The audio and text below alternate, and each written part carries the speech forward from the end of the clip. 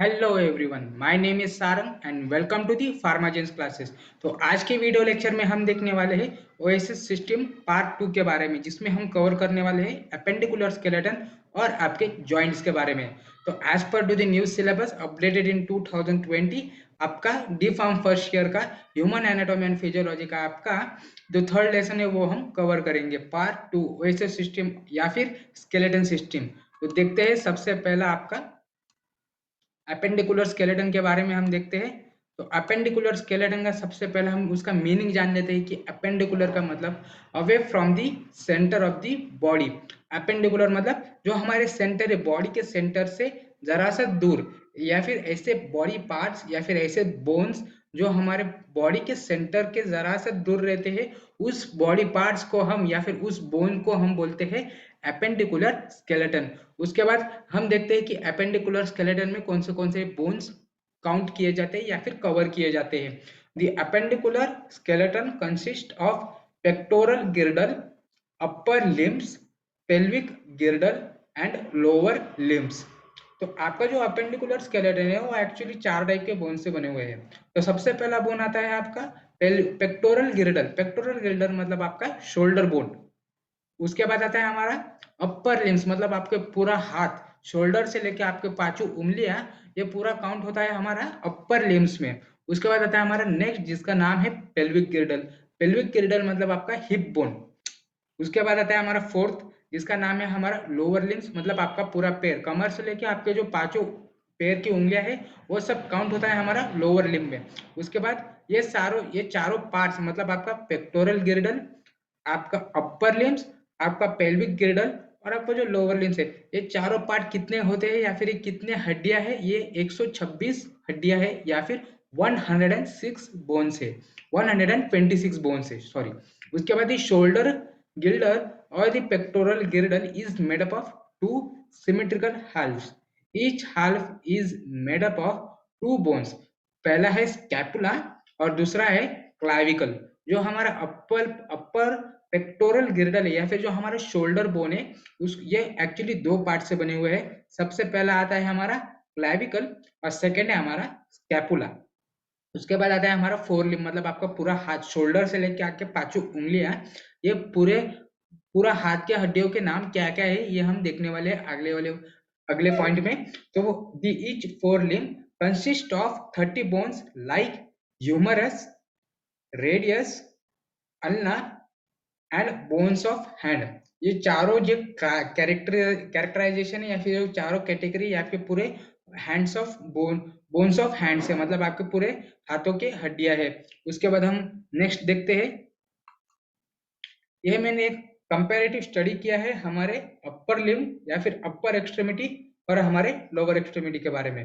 अपर extremity मतलब आपका shoulder और आपके दोनों हैंड के बोन्स, और लोअर एक्सट्रीमिटी मतलब आपका हिप और आपके दोनों पैर के बोन्स। तो सबसे पहले हम देखते हैं अपर एक्सट्रीमिटी के जो बोन्स है। तो सबसे पहला आता है हमारा क्लाविकल, जो एक बोन है।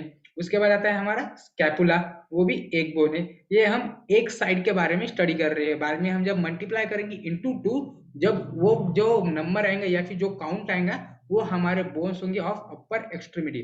सबसे पहला आता है, आई रिपीट, सबसे पहला आता है हमारा क्लाविकल जो एक ही बोन है। उसके बाद आता है हमारा स्कैपुला, वो भी एक ही बोन है।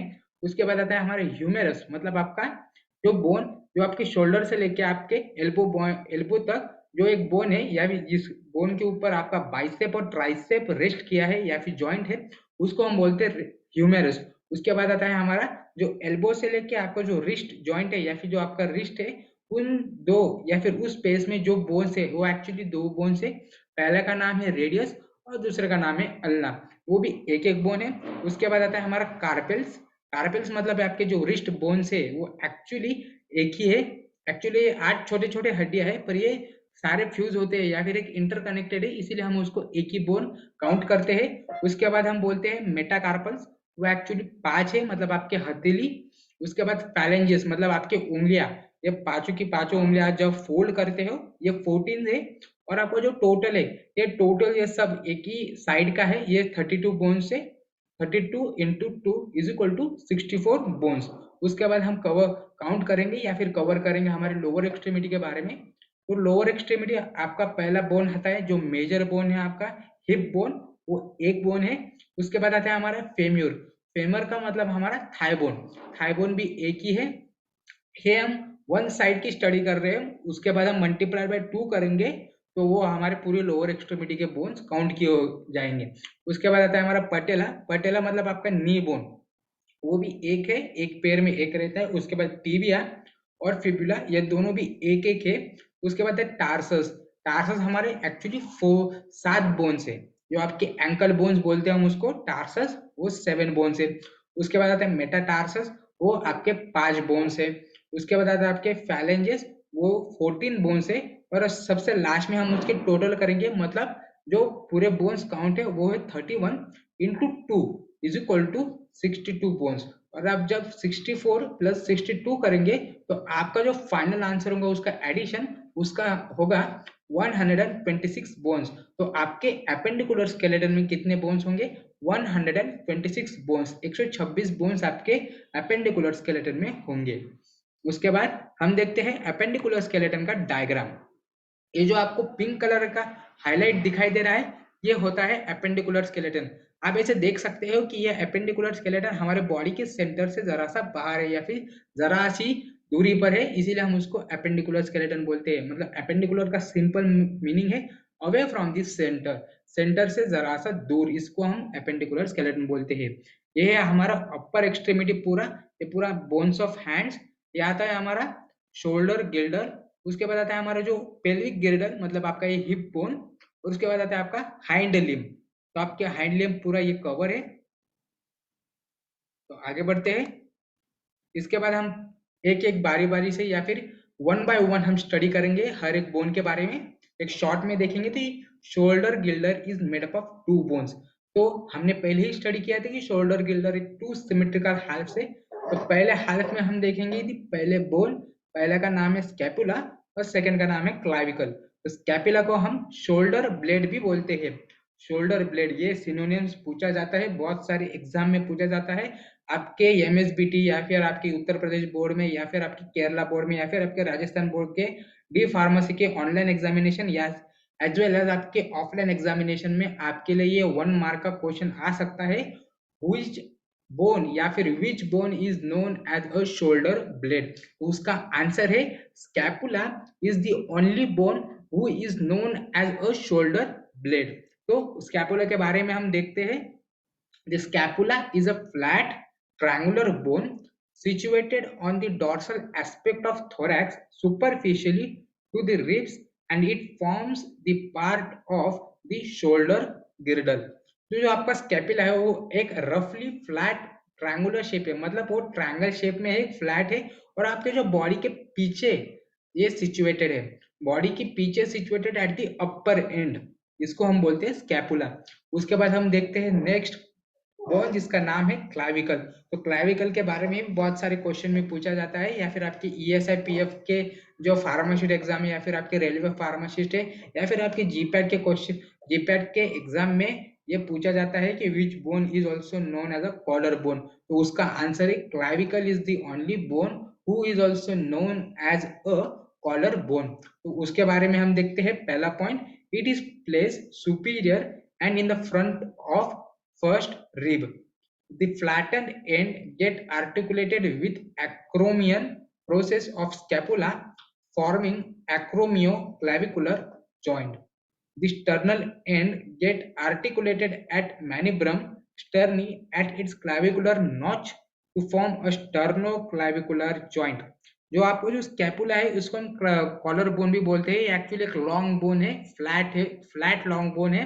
इसका जो फर्स्ट एंड है, फर्स्ट एंड आपका जो शोल्डर है, शोल्डर के ऊपर ज्वाइंट रहता है। और जो आपका सेकंड एंड है, वो सेकंड एंड आपके जो रिब केज के स्टर्नम में या फिर जो आपके ब्रेस्ट बोन है, ब्रेस्ट बोन के मैनुब्रम, मतलब आपके सबसे अपर पार्ट है ब्रेस्ट बोन के मैनुब्रम, उसको अटैच है। मतलब आपका एक जो आपका एक ऐसा राउंड शेप है, उसका फर्स्ट है जो हमारा, वो हमारे शोल्डर के ऊपर ज्वाइंट रहता है। और जो आपका सेकंड है वो हमारे मैनुब्रम को ज्वाइंट होता है। मतलब ये एक ट्रू बोन माना जाता है, क्योंकि इसके दोनों एंड किसी ना किसी ज्वाइंट के ऊपर या फिर किसी ना किसी बोन के ऊपर अटैच है या फिर आर्टिकुलेटेड है। इसको हम बोलते हैं ट्रू बोन। उसके बाद हम देखते हैं नेक्स्ट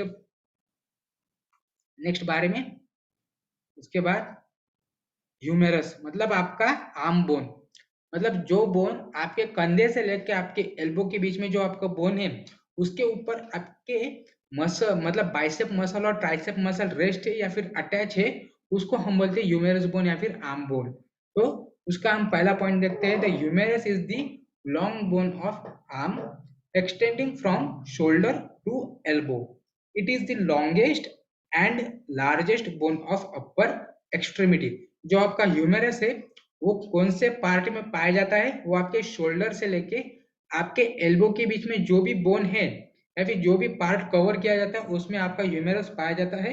वो सबसे लंबा और सबसे मोटा बोन है आपके अपर एक्सट्रीमिटी में, मतलब आपके अपर बॉडी पार्ट के अंदर humerus is the longest and the largest part. ये एमसीक्यू में पूछा जाता है, हर बार पूछा जाता है, बहुत ही इजी और बहुत ही ट्रिकी क्वेश्चन में इसका आंसर है।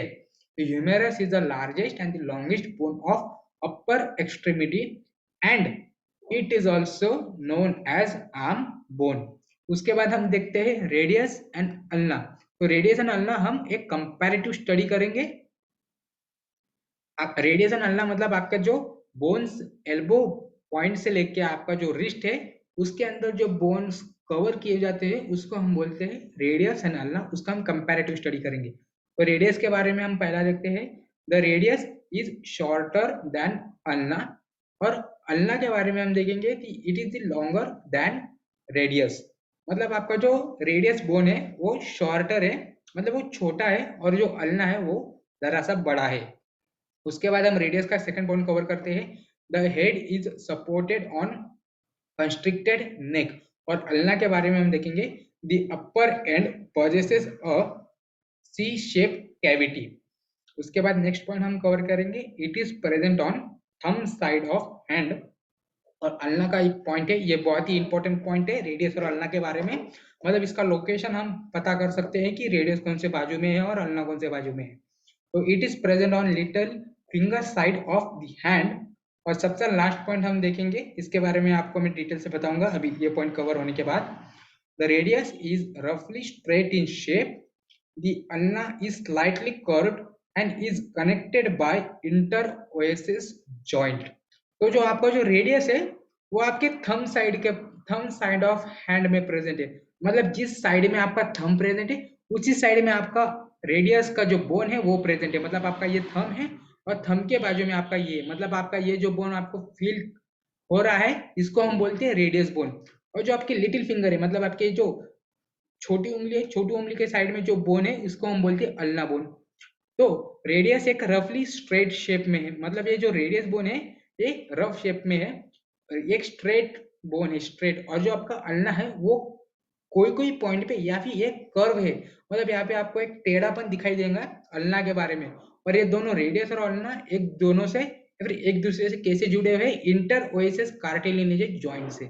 मतलब आप देखेंगे ऐसे कभी कभी आप ऐसे बीच में ऐसे दबाकर आप जॉइंट के ऊपर ऐसे महसूस करेंगे तो आपको एक जॉइंट की तरफ फील होगा। इसको हम बोलते हैं इंटर ओएसिस जॉइंट, मतलब ये रेडियस और अल्ना को ये दोनों बोन को एक साथ पकड़ के रखता है या फिर एक साथ जॉइंट करता है, इसको हम बोलते हैं इंटर ओएसिस जॉइंट। तो इसके बारे में आपको मैं आपके बुक में लिख लीजिए कि what is mean by inter oasis joint. The inter oasis joint is a joint or is a fibrous connective tissue which connects the radius or which holds the radius and ulna and avoids its dislocation and gives the flexibility for its movement। ये उसका इंटरओएसिस joint क्या, जो एक simplification या फिर हम उसको बोल सकते हैं डेफिनेशन। उसके बाद हम नेक्स्ट कवर करते हैं, नेक्स्ट स्लाइड के ऊपर जाते हैं। उसके बाद आता है हमारा जो लोअर एक्सट्रीमिटी, मतलब आपका जो lower part of the body है जो अपेंडिकुलर स्केलेटन में कवर किया जाएगा। तो सबसे पहला आता है हमारा पेक्टोरल गिर्डल, और सेकंड है आपका हाइंड लिम्स, मतलब आपके पैर, जो आपका हिप बोन और हाइंड हाइंड लिम्स मतलब आपके दोनों पैर। ये हम इसके बारे में स्टडी करेंगे अब। The pelvis is formed by two innominate bones which articulate anteriorly at pubic symphysis and posterior at sacrum at sacroiliac joints। मतलब आपका जो जो हिप बोन है वो एक्चुअली एक बोन नहीं, वो एक्चुअली दो बोन है। वो दो बोन एक साथ ज्वाइंट किए गए हैं, ज्वाइंट किए गए। और जो जॉइंट का जो ये पॉइंट है या फिर ऐसा पॉइंट जहाँ पे आपका दोनों जो पेक्टोरल या फिर आपका इननॉमिनेट बोन्स ज्वाइंट हुए हैं, उसको हम उस जॉइंट को बोलते हैं हम प्यूबिक सिम्फायोसिस। और उस जॉइंट को हम बोलते हैं प्यूबिक सिम्फायोसिस या फिर उस एरिया को हम बोलते हैं प्यूबिक सिम्फायोसिस। और उस जॉइंट को हम बोलते हैं सैक्रोइलिक जॉइंट। देखो मैं फिर से रिपीट करता हूँ, ये जो आपके जो है जो आपका हिप बोन है वो एक्चुअली दो बड़े बड़े बोन से, दो बड़े बड़े मतलब इननॉमिनेट मतलब वो हिल नहीं सकते, इसीलिए वो, क्योंकि वो क्यों नहीं हिल सकते, वो इतने पैक एक साथ से जुड़े हुए हैं, इसलिए वो हिल नहीं सकते। वो दोनों बोन जिस पॉइंट के ऊपर कवर ज्वाइंट होते हैं या फिर मैच होते हैं, उस पॉइंट को हम बोलते हैं प्यूबिक सिम्फायोसिस। और उस ज्वाइंट को मतलब वो फाइबरस कार्टिलेज या फाइबरस जो टिश्यू है जो उन दोनों बोन्स को कनेक्ट करता है या ज्वाइंट करता है, उस ज्वाइंट को हम बोलते हैं सैक्रियोलिक जॉइंट। सैक्रियोलिक जॉइंट मैं फिर से रिपीट करता हूँ, this sacroiliac joint is a point or it is a articulation which connects or which joins the two innominate pelvic bones। तो सबसे ये बहुत बार पूछा जाता है, मेल पेल्विक गिर्डल और फीमेल पेल्विक गिर्डल, मतलब जो एक इंसान मतलब मैन का जो हिप बोन है और फीमेल का जो हिप बोन है उन दोनों के हम कंपैरिजन स्टडी करेंगे। तो ये बहुत बार पूछा जाता है।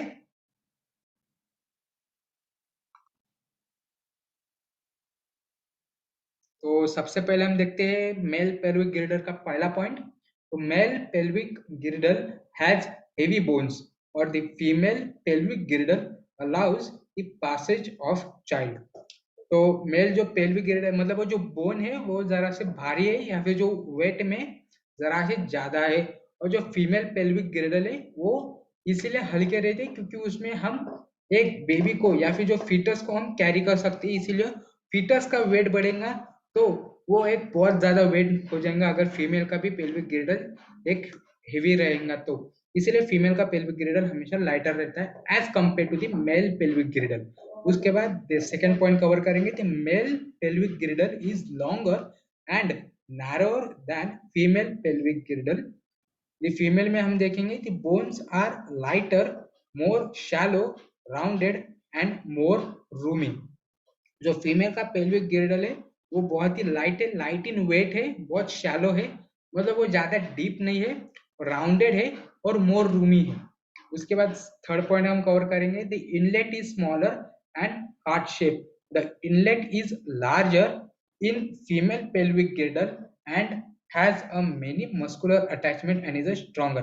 जाहिर सी बात है फीमेल पेल्विक गिर्डल एक बहुत ही स्ट्रॉन्ग होगा as compare to the male pelvic girdle, क्योंकि उसमें हम एक फीटस को कैरी करते हैं या फिर वो एक पैसेज बन जाता है पार्चुरेशन के वक्त, तो इसलिए उसको एक मजबूत रहना उसका एक फंक्शन है या फिर उसका एक फीचर रहेगा।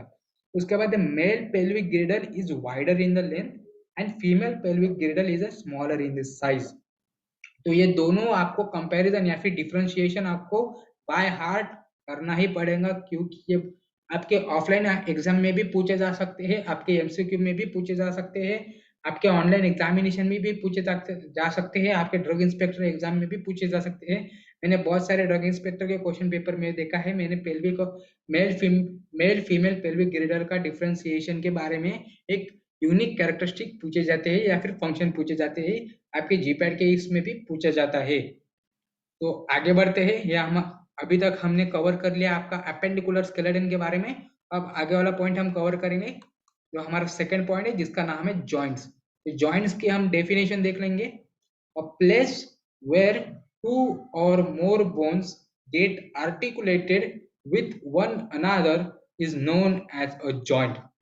Joints helps to connect different parts of skeleton and form a basic framework of the body. तो जॉइंट्स की हम डेफिनेशन देखते हैं। जॉइंट्स एक ऐसा जंक्शन है हमारे बॉडी में या फिर एक ऐसी जगह है हमारे बॉडी पे जहाँ दो से ज्यादा बोन्स आके जुड़े, उसको हम बोलते हैं जॉइंट्स। वो एक साथ जुड़ते हैं किसी ना किसी कार्टिलेज फाइबर से या फिर टेंडन से या फिर लिगामेंट से। जब वो दो हड्डियां एक एक दूसरे से जुड़ते हैं तो उस पॉइंट को या फिर उस जगह को हम बोलते हैं जॉइंट्स। और जॉइंट्स का तो फंक्शन क्या रहता है, जो कनेक्ट करना, हमारे पूरे स्केलेटन को एक दूसरे के साथ कनेक्ट करना और एक बेसिक ढांचा बनाना या फिर basic framework of the body बनाना। उसके बाद नेक्स्ट पॉइंट हम देखते हैं the study of structure and function of various joint is known as arthrology. उसके बाद हम जॉइंट्स के फंक्शन देखेंगे। उसका पहला फंक्शन है joint keeps the bone in proper position and avoid dislocation of bones during movement. जब कभी हम मूवमेंट परफॉर्म करते हैं, मतलब एक जगह से दूसरी जगह तक जाते हैं, या फिर आप जब सिर हिलाते हो, या फिर आप जब हाथ हिलाते हो, पैर हिलाते हो चलते वक्त, तो वो हमारे बोन्स का डिसलोकेशन, मतलब बोन को उसकी लोकेशन से हटने नहीं देता। जॉइंट का ये एक मेजर फंक्शन है। और एक प्रॉपर पोजीशन मतलब उसको एक सही जगह दिलाती है हर एक बोन को, ताकि वो अपना काम या फिर अपने फंक्शन इफिशिएंटली या मैक्सिममली परफॉर्म कर सके। उसके बाद हम सेकंड पॉइंट देखेंगे, joint help in locomotion, it also help in desirable voluntary movements of body parts. Joint मतलब आपको एक जगह से डिस्प्लेसमेंट होने के लिए मदद करता है। डिस्प्लेसमेंट मतलब एक जगह से लेके दूसरी जगह तक जाने का जो पीरियड है या फिर जो वर्क है, वो काम कौन करता है? जॉइंट्स का बहुत बड़ा योगदान है हमारे बॉडी के लोकोमोशन में। मतलब चलना हो गया, आपका हाथ हिलाना हो गया, आपका सिर हिलाना हो गया, ये पूरे जो फंक्शन हम परफॉर्म करते हैं या फिर जो हम एक्टिविटीज परफॉर्म करते हैं, उसमें जॉइंट्स का बहुत बड़ा अहम रोल है। वो हमारे इसमें हेल्प करता है, मतलब 99% ये इसका काम करता है।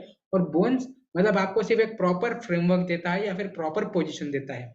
उसके बाद थर्ड पॉइंट हम देखते हैं, joints bring flexibility to skeleton, they are protective and are shock absorber.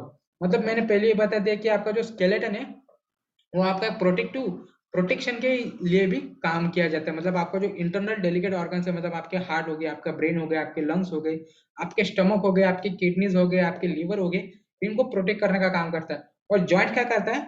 उन प्रोटेक्शन को और एनहांस करता है, मतलब उसको एक नेक्स्ट लेवल पे लेके जाता है। जॉइंट्स जॉइंट्स का वही काम है जो बेसिक फ्रेमवर्क है, मतलब वो जो बेसिक प्रोटेक्शन प्रोवाइड करता है हमारे बोन्स, उसको एक नेक्स्ट लेवल पे लेके जाने का काम करता है। उसके बाद हम देखते हैं टाइप्स ऑफ जॉइंट। जॉइंट्स के भी टाइप है, मतलब उसको हम क्लासिफिकेशन बोलते हैं। सरल भाषा में बहुत सारे बुक्स में टाइप्स ऑफ जॉइंट बोले हैं, या फिर बहुत सारी बुक्स में क्लासिफिकेशन ऑफ जॉइंट्स भी बोला जाता है। तो मैंने एक सिंपल जॉइंट्स लिया है, टाइप्स ऑफ जॉइंट्स। तो एक्चुअली हमारे जॉइंट्स के तीन टाइप्स है। तो सबसे पहला आता है हमारा फिक्स जॉइंट्स, उसके बाद आता है हमारा स्लाइटली मूवेबल जॉइंट्स, और हमारा थर्ड है freely movable joints. Fix joints, तो उसका एग्जांपल है हमारा सूचर्स ऑफ स्कल, और सेकंड है सिंडेस्मोसिस, और थर्ड है हमारा कॉम्फोसिस। ये बहुत ही आपको बहुत ही डिफिकल्ट वर्ड लगेगा, ये आपको बहुत ऐसा लगेगा कि दूसरी दुनिया से आया हुआ ये दो शब्द है, पर इसका बहुत ही सिंपल मीनिंग है। कॉम्फोसिस मतलब आपके जो दांत के जो जॉइंट है, मतलब ऐसे जॉइंट जो आपको दांत दांत के और गम को एक साथ जोड़े रखता है, उसको हम बोलते हैं कॉम्फोसिस। सिंडेस्मोसिस मतलब आपका जो थाई बोन है, थाई बोन जब जब हम बच्चे रहते तो थाई बोन इलोंगेट होते हैं, मतलब थाई बोन आपका हाइट डिटरमाइन करता है। तो हाइट डिटरमाइन के वजह से तो जो बीच में एक जॉइंट्स रहते हैं थाई बोन की वजह से, थाई बोन में जिसको एक फ्लेक्सिबिलिटी प्रोवाइड करता है, उसको हम बोलते हैं सिंडेस्मोसिस। सूचर्स ऑफ स्कल मतलब ऐसे जो स्कल या फिर ऐसे जो बोन्स जो हमारे स्कल को एक साथ जुड़े रखता है, मतलब स्कल के दूसरे दूसरे पार्ट को ज्वाइन करता है, उसको हम बोलते हैं सूचर्स। उसके बाद हम देखते हैं स्लाइटली मूवेबल जॉइंट। तो उसका एग्जांपल है सिमकॉन्ड्रोसिस, सिम्फाइसिस और इंटरवर्टिबल जॉइंट्स। इसके बारे में मैं डिटेल से पढ़ूंगा आने वाले स्लाइड्स में। और जो थर्ड है जो है फ्रीली मूवेबल जॉइंट्स, जो लास्ट कैटेगरी है हमारे टाइप्स ऑफ जॉइंट्स में।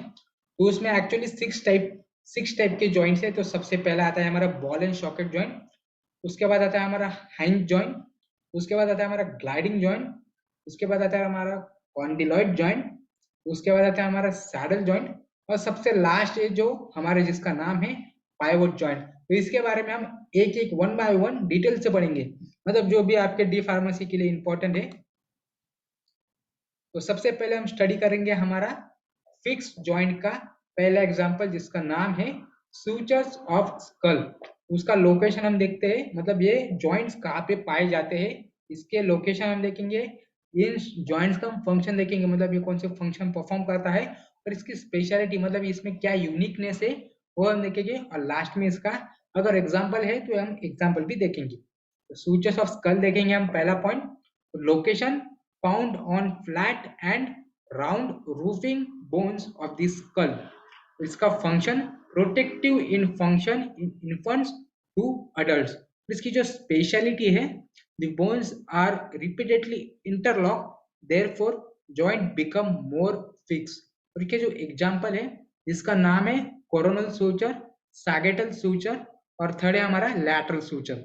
इसका लोकेशन मतलब आपका roofing bone of the school, मतलब आपके घर में या फिर आपके आसपास में जो एक बेबी इन्फेंट है, आप उसके सर के ऊपर जब हाथ लगाओगे तो आपको एक गैप दिखाई देंगे, गैप फील होंगे, उस गैप को हम सूचर्स बोलते हैं। जब वो बेबी बड़ा होता है, जब उसको 2 या 3 साल होते हैं, तो वो गैप अपने आप फिल हो जाते हैं, तो उस गैप को हम सूचर्स बोलते हैं। इसको हम सूचर्स बोलते हैं, मतलब ये हमारा जो पूरा बोन है, ये जो हमारा पूरा स्कल है, स्कल एक पूरा एक सिंगल बोन नहीं है, ये बहुत सारे बोन्स एक साथ आकर एक साथ जुड़े हैं। तो एक साथ जुड़ने के साथ साथ उसकी जब सूचर्स हमारे स्कल के बोन्स एक साथ जुड़ते तो वो हिलते नहीं, एक्सेप्ट हमारा मैंडिबल जो हमने लास्ट पार्ट में देखा है। सिर्फ मैंडिबल के अलावा हमारे स्कल में एक भी बोन ऐसा नहीं जो हिलता है या फिर किसी भी टाइप के मूवमेंट परफॉर्म करता है। तो सूचर्स उसका बेस्ट एग्जांपल है, वो किसी टाइप के मूवमेंट परफॉर्म नहीं कर सकता। और उसका सिर्फ फंक्शन क्या है, हमारे ब्रेन को और जो हमारे स्कल के अंदर जो इंटरनल डेलिकेट ऑर्गन है, जैसे कि हमारी ईयर्स हो गए, हमारा आईज हो गए या फिर हमारे ब्रेन हो गए, इनको प्रोटेक्शन का काम करता है हमारे इन्फेंट से लेके हमारे अडल्टहुड तक। और उसकी स्पेशलिटी हम देखेंगे, तो ये रिपीटेडली इंटरलॉक रहते हैं, therefore the joint become more fix. Repeatedly interlock मतलब इसमें कैसे जिगजैग टाइप के इंटरलॉकेशन रहते हैं, मतलब ये कैसा है, एक जॉइंट है, मतलब आप समझ लीजिए ये एक टाइप का जॉइंट है, एक टाइप का बोन है स्कल का, और एक दूसरे टाइप का स्कल है।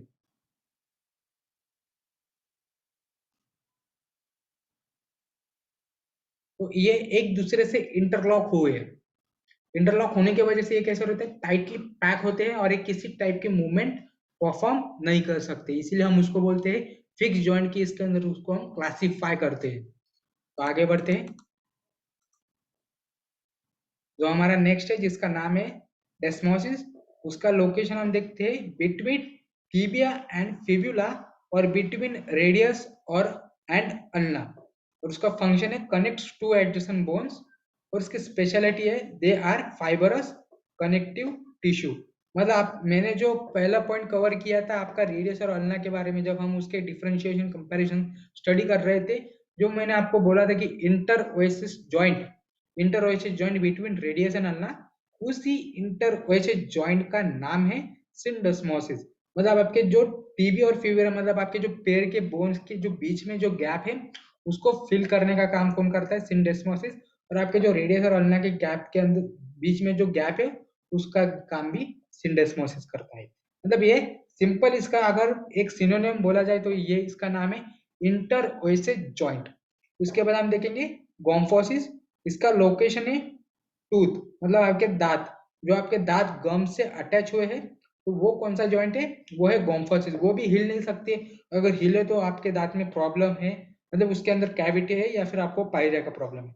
उसके बाद उसका फंक्शन देखेंगे हम, the roots are fix in joints. मैंने पहले ही बता दिया कि हमारे दांत कभी हिलते नहीं, मतलब जो दांत नहीं हिलते हमारा जॉ हिलता है, जॉ के साथ हमारे दांत भी हिलते हैं, पर दांत एक अकेला नहीं हिलता स्पेशल केसेस में।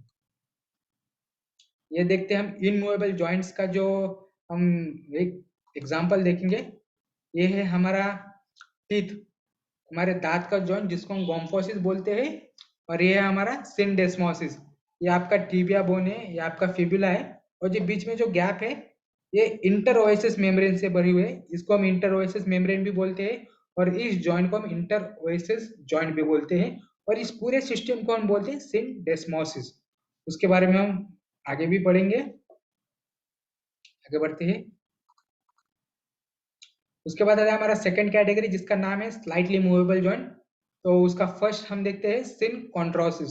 सिन कॉन्ट्रोसिस का जो पहला लोकेशन हम देखेंगे, it is present between epiphysis and diaphysis of long bone, मतलब आपके थाई बोन के जो बीच में जो बेबी रहते हैं या फिर जो इन्फेंट्स जो छोटे बच्चे रहते हैं उनके जो थाई बोन में ये सिनकॉन्ड्रोसिस या फिर सिनकॉन्ड्रोसिस ये रहते जॉइंट्स प्रेजेंट रहते हैं, ताकि उसको वो फ्लेक्सिबिलिटी प्रोवाइड करे और साथ ही साथ उनको ग्रोथ में भी हेल्प कर सके।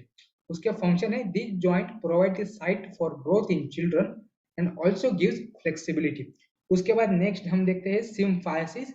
सिम्फायसिस का लोकेशन देखते हैं हम, it is present between two pubic bones of pelvic girdle, और उसका फंक्शन है, it allows slight movement as a twisting, bending etcetera. In females it helps in parturition, giving birth to baby by increasing the size of birth canal। मतलब जो symphysis है, मैंने जो आपको पहले जो अपेंडिकुलर स्केलेटन आपका जो पेल्विक गिर्डल के बारे में आपको मैं एक्सप्लेन कर रहा था, तो जो ऐसा जॉइंट है, जो आपको दो इननॉमिनेट बोन जो जॉइंट होने के बाद जो आपको बीच में स्पेस है, वो प्यूबिक सिम्फाइसिस जो प्लेस है, वो कौन से जॉइंट से भरे हुए हैं या फिर कौन से जॉइंट से एक साथ जुड़े हुए हैं, उसका नाम है सिम्फाइसिस। और वो सिम्फाइसिस कौन से फंक्शन परफॉर्म करता है, ट्विस्टिंग, बेंडिंग, ये फंक्शन परफॉर्म करता है। और इन द फीमेल्स ये कौन सा दूसरा काम करता है, हमारा पार्चुरेशन, मतलब giving birth to the baby. उसके वजह से वो बर्थ कैनल का साइज बड़ा करता है। उसके बाद हम थर्ड देखते हैं इंटरवर्टिबल जॉइंट्स। इसका लोकेशन है हमारा इसका लोकेशन है हमारा between vertebra of the backbone. आपके जो बैकबोन है उन बैकबोन के बीच में जो स्पॉन्जी मटेरियल प्रेजेंट है, उसी स्पॉन्जी मटेरियल को हम इंटरवर्टिबल जॉइंट्स भी बोलते हैं। उसका हम देखेंगे एक बेसिक सा एग्जांपल देखेंगे। ये जो आपको स्पॉन्जी मटेरियल दिखाई दे रहा है, ये आपका है वर्टिब्रा, और वर्टिब्रा के बीच में आपको जो स्पॉन्जी स्पॉन्जी मटेरियल दिखाई दे रहा है, इसको हम बोलते हैं वर्टिबल या फिर इंटरवर्टिबल जॉइंट। और आपका जो ये है आपका पेल्विक गिर्डल या फिर जो पेल्विक बोन, और ये पेल्विक बोन के बीच में जो आपको ये फाइबरस कनेक्टिव टिश्यू या फिर कार्टिलेजिनस टिश्यू दिखाई दे रहे हैं, इसको हम बोलते हैं सिम्फाइसिस या फिर इनमूवेबल जॉइंट या फिर स्लाइटली मूवेबल जॉइंट बोलते हैं हम इसको। आगे बढ़ते हैं हमारे,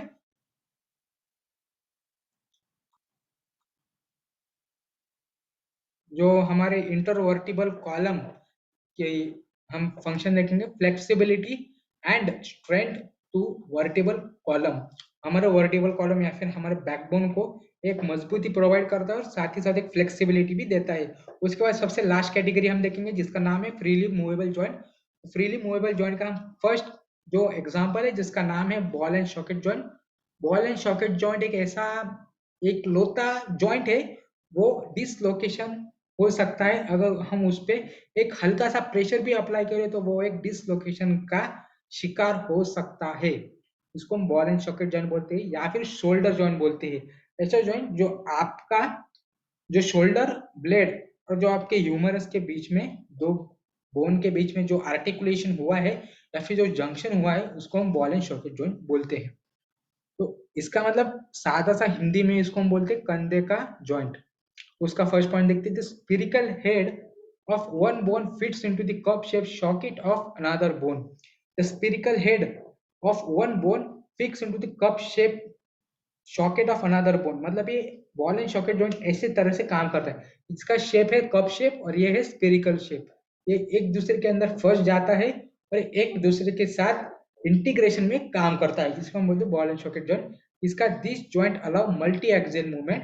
the shoulder joint allows rotatory and circulatory movement.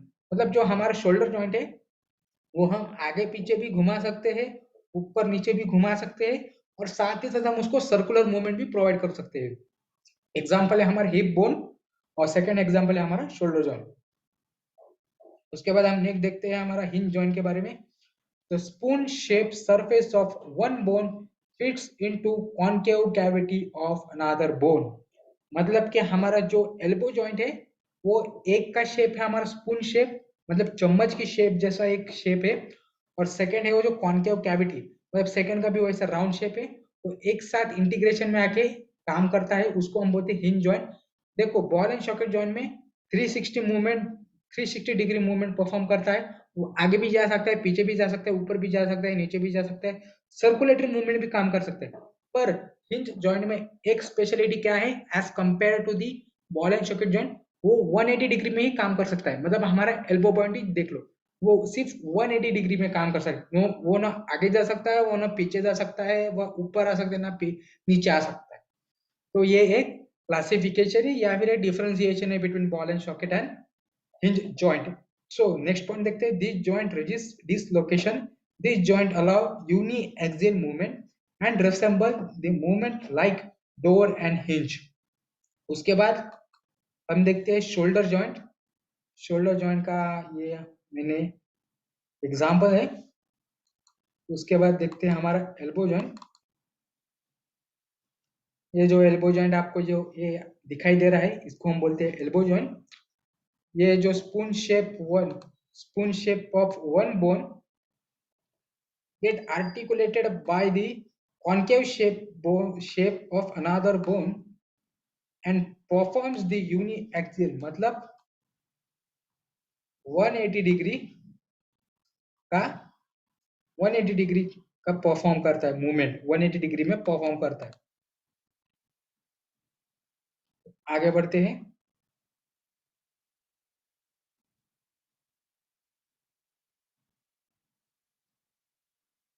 उसके बाद हम देखते हैं एग्जांपल, एल्बो जॉइंट का एग्जांपल है नी जॉइंट और आपका एल्बो जॉइंट। उसके बाद थर्ड कैटेगरी है जिसका थर्ड क्लासिफिकेशन या फिर थर्ड एग्जांपल जिसका नाम है ग्लाइडिंग जॉइंट। उसका पहला पॉइंट देखते हैं, the articular bones permit for gliding और sliding movements, the joints do not allow axial movement which are not back growth nor side to side. Example है intertarsal joint and intercarpal joints. ये आपको जो gliding joint है मतलब आपके उंगलियों की जॉइंट, ये आपको ना आजू बाजू में जॉइंट या फिर आजू बाजू में आपको एक स्लाइडिंग मूवमेंट परफॉर्म करता है, सिर्फ एक स्लाइडिंग मूवमेंट और बस एक ऊपर नीचे। ना ये आपको यूनिएक्सियल मतलब आपको ना 180 डिग्री में परफॉर्म करने को देता है और ना ही आपको ये 360 में परफॉर्म करना देता है। इसको हम बोलते हैं ग्लाइडिंग जॉइंट। बस ये इसका एक काम क्या है या फिर इसका एक फंक्शन क्या है, ये ग्लाइड होने देता है, मतलब एक स्लाइडिंग होने का काम करता है। और इसके एग्जांपल है इंटरटार्सल, मतलब आपके जो पैर की उंगलियां है उसके जॉइंट्स और आपके दो हाथों की उंगलियों के जॉइंट्स, इसको बोलते हैं इंटरकार्पल जॉइंट्स। उसके बाद नेक्स्ट पॉइंट हम देखते हैं कॉन्डिलेट जॉइंट, इसको हम इलिप्सॉइड जॉइंट भी बोलते हैं। ये बहुत ही इंपॉर्टेंट है, इसको मार्क कर लीजिए। Oval shape condyle of one bone fits into elliptical cavity of another bone. These joints allow biaxial movements such that backward, side to side, but not the rotation. और इसका एग्जाम्पल है मेटाकार्पियो पैलेंजियल joints, मतलब आपके जो जो bones आपके हथेली के जो जॉइंट्स है उसको हम बोलते हैं कॉन्डिलेट जॉइंट। वो आपको सिर्फ एक बैक फ्रोथ मतलब बैकवर्ड जाने देता है, आगे जाने देता है, साइड साइड साइड जाने देता है, बट वो पूरा मूवमेंट या फिर पूरा रोटेशन 360 डिग्री का रोटेशन परफॉर्म करने को नहीं देता। उसके बाद हम आगे देखते हैं, इसका नाम है हमारा कॉन्डिलेट जॉइंट, जिसको हम व्रिस्ट जॉइंट भी बोलते हैं। मतलब ये आपको आगे जाने देता है, आपको पीछे जाने देता है, आपको साइड में जाने देता है, बट ये ओवरऑल 360 डिग्री का परफॉर्म नहीं करने देता। 360 डिग्री का मतलब एक फ्रीली 360 डिग्री का नहीं करने देता, जिसकी फ्लेक्सिबिलिटी अच्छी है उनको करने देता है, पर बहुत सारे लोगों को एक 360 डिग्री एक्टिविटी की परफॉर्म नहीं करने देता। उसके बाद हम नेक्स्ट देखते हैं फिफ्थ वन, जिसका नाम है सैडल पॉइंट। सैडल पॉइंट का पहला देखते हैं, the characteristic of this joint is that the articulating surface of bone are saddle shaped such that both convex and concave. It resembles condyloid joint but allows greater movement of freedom for the joint. For movement, this joint allows biaxial movement. Example, edges of first metacarpal and carpal trapezium of thumb. ये saddle joint एक बहुत हद में या फिर बहुत हद से ये अपने डायकॉन्डिलाइट या फिर कॉन्डिलाइट जॉइंट से एक रूबेरू दिखाता है या फिर एक सिमिलैरिटी दिखाता है कॉन्डिलाइट जॉइंट और saddle joint. But saddle joint के बेसिक या फिर एक यूनिक कैरेक्टरिस्टिक क्या है, ये क्या बाय एक्सियल मूवमेंट परफॉर्म करने देता है, मतलब ये आगे पीछे होने देता है, साइड बाय साइड होने देता है, और बहुत हद से आपको 360 डिग्री की एक्शन परफॉर्म करने को देता है, जैसे कि आपका ये थंब जॉइंट, ये जो जॉइंट है इसको हम बोलते हैं सैडल जॉइंट। उसके बाद हम देखते हैं लास्ट, जिसका नाम है पाइवोट जॉइंट। पाइवोट जॉइंट का हम ये सबसे लास्ट क्लासिफिकेशन या फिर सबसे लास्ट एग्जांपल है जिसके अंदर फ्रीली मूवेबल जॉइंट के अंदर, तो उसका हम देखते हैं one bone remain fix and while other bone rotates freely around the pivot shape process of fixed bone. It allows uniaxial movement such that rotation atlas moves along with the skull around the pivot joint like ondotoid process of axis. This allows rotation of skull. Example of this joint is atlantoaxis joint. मैं आपको इसका example ही दिखाई देता हूँ। यह है हमारा saddle joint, मतलब ये जो जॉइंट आपको दिखाई दे रहा है, इस जॉइंट को बोलते हैं हमारा सैडल जॉइंट। सैडल जॉइंट को एक रफली आपको समझने के लिए इसको हम थंब जॉइंट भी बोल सकते हैं, थंब जॉइंट। उसके बाद ये है हमारा पाइवोट जॉइंट, मतलब जो आपके गर्दन के जॉइंट थे, गर्दन के ऊपर, मतलब आप जो सिर हिला सकते हो लेफ्ट राइट ऊपर नीचे, जो या फिर आप रोटेशन परफॉर्म कर सकते हो आपके सिर के साथ या फिर आपके स्कल के साथ, वो कौन सा जॉइंट आपको अलाउ करता है, उस जॉइंट का नाम है पाइवोट जॉइंट। जो पॉइंट या फिर जो बोन आपके स्कल के नीचे है उसको हम बोलते हैं एक्सिस, और जो जॉइंट या फिर जो बोन आपके स्कल के ऊपर है उसको बोलते हैं हम एटलास। और जो एक्सिस है इसका एक एक्सटेंशन है, फिंगर लाइक एक्सटेंशन है या फिर एक अपर एक्सटेंशन है, जिसको हम बोलते हैं ओंडोटॉइड प्रोसेस।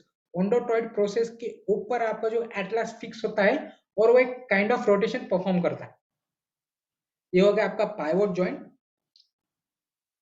तब तक ये हो गया अभी एंड आपका, मैंने पूरा कवर करके दिया है आपका अपेंडिकुलर स्केलेटन और आपका जॉइंट के बारे में। अभी तक आपने लाइक नहीं किया होंगे तो लाइक कीजिए, शेयर कीजिए, सब्सक्राइब कीजिए। आपको कोई डाउट हो तो कमेंट कीजिए, मैं पूरी कोशिश करूंगा कि आपका डाउट सॉल्व कर सकूं कमेंट बॉक्स में।